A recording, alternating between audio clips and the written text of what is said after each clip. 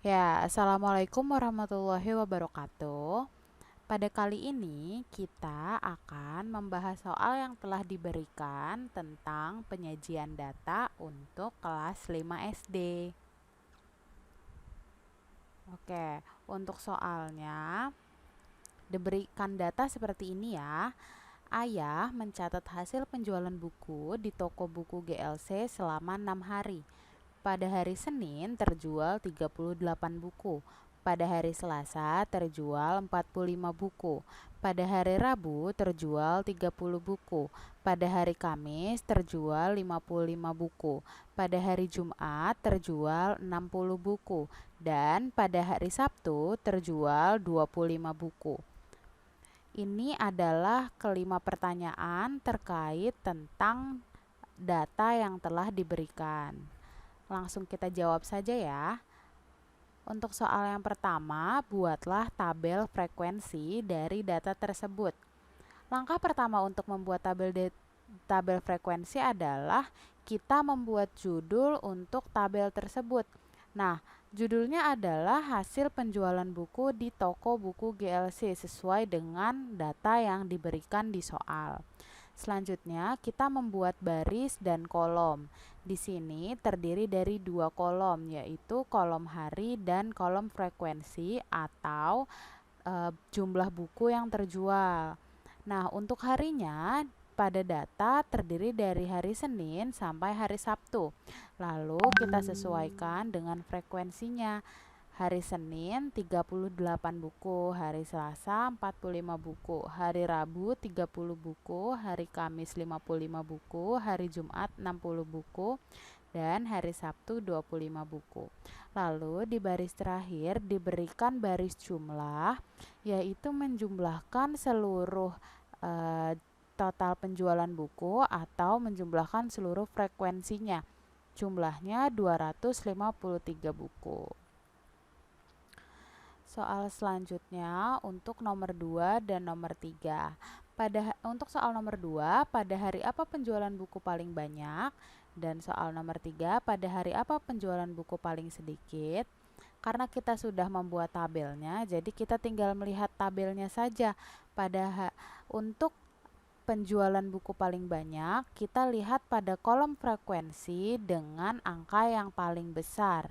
Di sini angka paling besar itu 60, yaitu pada hari Jumat. Jadi, penjualan buku paling banyak pada hari Jumat. Untuk penjualan buku paling sedikit, kita melihat jumlah frekuensi paling kecil, yaitu 25 buku. Jadi, penjualan buku paling sedikit pada hari Sabtu. Selanjutnya, untuk soal nomor 4, buatlah diagram batang dari data tersebut. Baik, karena kita sudah membuat tabel distribusi frekuensinya, maka kita lampirkan di sini tabelnya ya. Lalu kita buat judul untuk diagramnya, yaitu hasil penjualan buku di toko buku GLC. Nah, untuk diagram batang, langkah pertamanya setelah menuliskan judul, kita membuat garis horizontal atau sumbu X yang akan mewakilkan hari penjualannya. Lalu garis vertikal atau sumbu Y yang akan mewakilkan hasil penjualannya atau frekuensinya. Lalu kita berikan angka pada hasil penjualannya. Karena ini angkanya besar-besar, jadi kakak akan membuat angkanya kelipatan 5. Berarti kita mulai dari angka 5 dan seterusnya.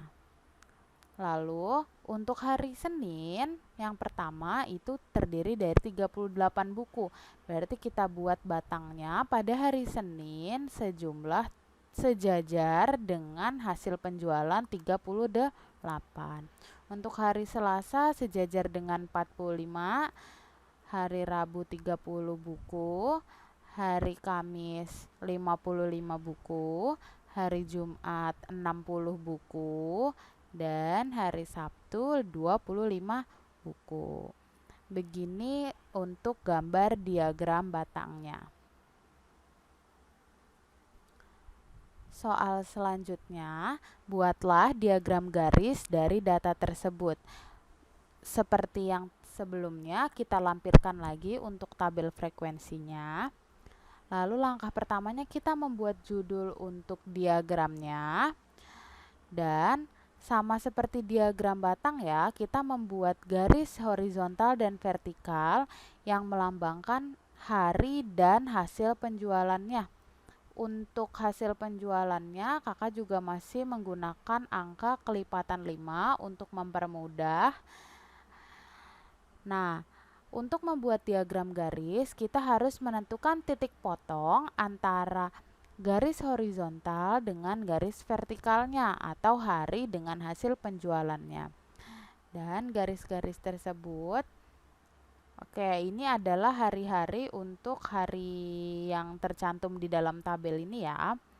Lalu kita lihat garis-garis yang akan menemukan titik potong antara hari dengan hasil penjualannya. Untuk hari Senin, titik potongnya ada di 38 buku, maka ada di sini.